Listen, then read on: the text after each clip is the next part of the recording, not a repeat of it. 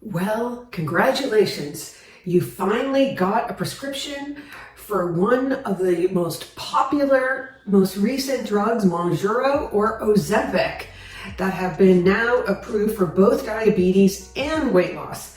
And you are looking to have the best outcome, both short-term and long-term. Well, first, I would like to review with you a few of the risks and how these drugs result in significant weight loss. The main action is how these medications affect these hormones in our gut that controls satiety and hunger. So on the surface, this seems fantastic. You no longer are hungry, your cravings go away. Now, unfortunately, this has led to some major problems where some people just kind of stop eating or just dramatically decrease the intake of food they're taking in, which really is just a version of a starvation diet where they may even just eat less of the same toxic food that got them into trouble in the first place. Now, not surprisingly, significant weight loss is achieved. But what you may not be aware of is that much of this weight loss has been reported to come from your most metabolically active organ in your entire body, muscle, which is going to put you in a worse metabolic situation in the long term. And these are the exact results that you would also expect on a starvation diet. And finally, there are also reports of rebound weight gain when those taking the medication abruptly stop. Now for the good news. Listen, armed with the right strategy and action plan, which I'm going to give you today, you can control your outcome. And I am going to tell you exactly what action steps you can take to both accomplish your short-term weight and health goals as well as maintaining it over the long term. And isn't that what we all want?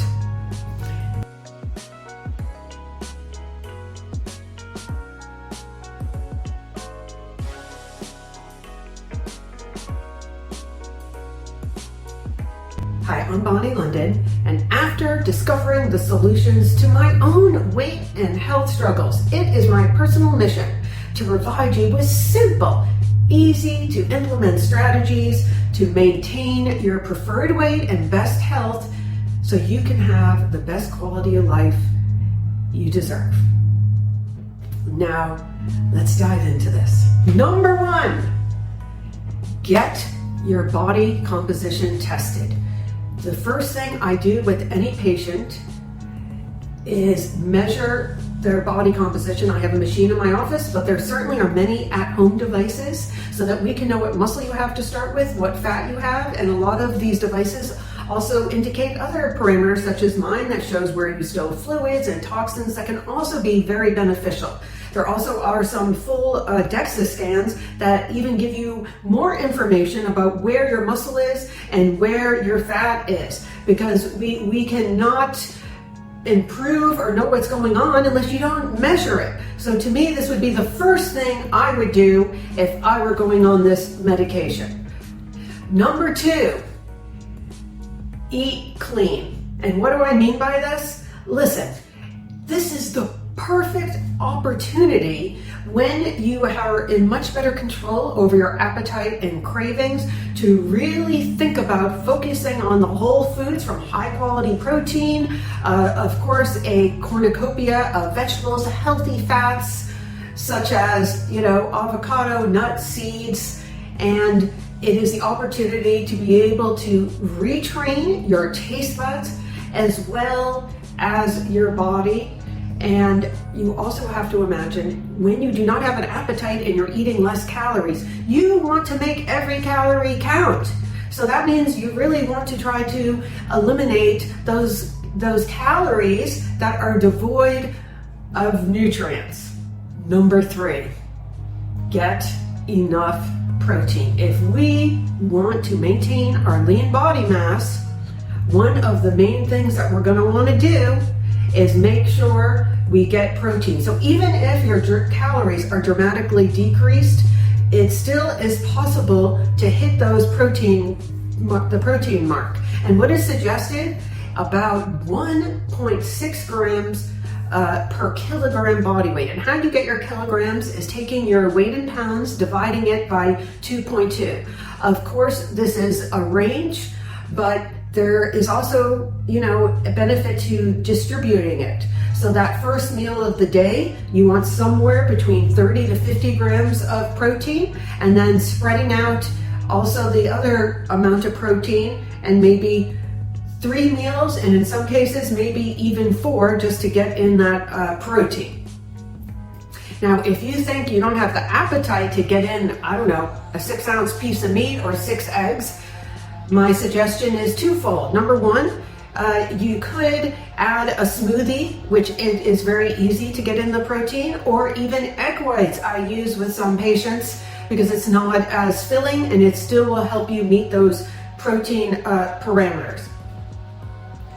Number 4, of course, if we want to maintain our muscle, I cannot have any conversation without talking about exercise, both resistance training and cardio, because nothing is going to stimulate muscle growth as much as good old weight resistance workout. But do not be intimidated. I always say we don't have to be a bodybuilder. The term is consistency. So just make a commitment to hit each body part a couple times a week with multiple reps, obviously seeking out professional guidance when necessary.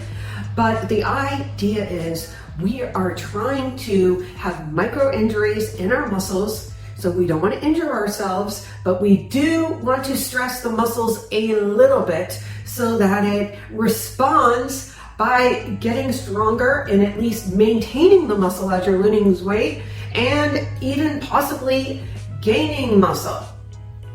I also would mention, besides doing weight resistance, you definitely want to do cardiovascular exercise as well. And I am particularly partial to HIIT or high intensity interval training, but you can certainly use lower intensity exercises as well. And what they do to really help your goals here is that they help increase the quality and the quantity of our mitochondria, which are organelles in our cells, which enable us to utilize oxygen and burn fat. So you can see how this is very important. Now, number 5, consider the hormones and the important roles that they do play in building muscle and in losing fat, such as testosterone, human growth hormone, and even insulin. And of course, all of the diets that I just recommend do support the hormones, and again, such as the amino acids. But I would also mention carbohydrates here for a moment, because when they are consumed in whole foods, such as a sweet potato, they could be a healthy way to stimulate modest amounts of insulin, which does help you build muscle. And do not forget those healthy fats, such as can be found in sockeye salmon, avocados, nuts, seeds, are also critical for testosterone production. And we also have some nutrients to consider as well, which we can find in foods, such as vitamin D, also in the sun, zinc and magnesium. They also are important for testosterone. Dark leafy greens, meats, nuts, and yes, we can get them in supplements, which I do since I don't go out in the sun quite as much. Finally, as far as hormones go, try to manage your stress and limit your intake of stimulants such as coffee, because these items can actually overproduce cortisol, which is going to encourage more fat storage, which is not what we're going for. And alcohol, I have to say, especially excessive alcohol, particularly, it can reduce testosterone levels and impair your ability to repair your muscle. Finally, and this is important in our modern times, is trying to limit your exposure to some of these environmental endocrine disruptors like BPA. These are things that are found in plastics because they're actually, again, like estrogen mimickers. And so we really Want to try to stay away from these things as much as you can, even the receipts when you go to a store.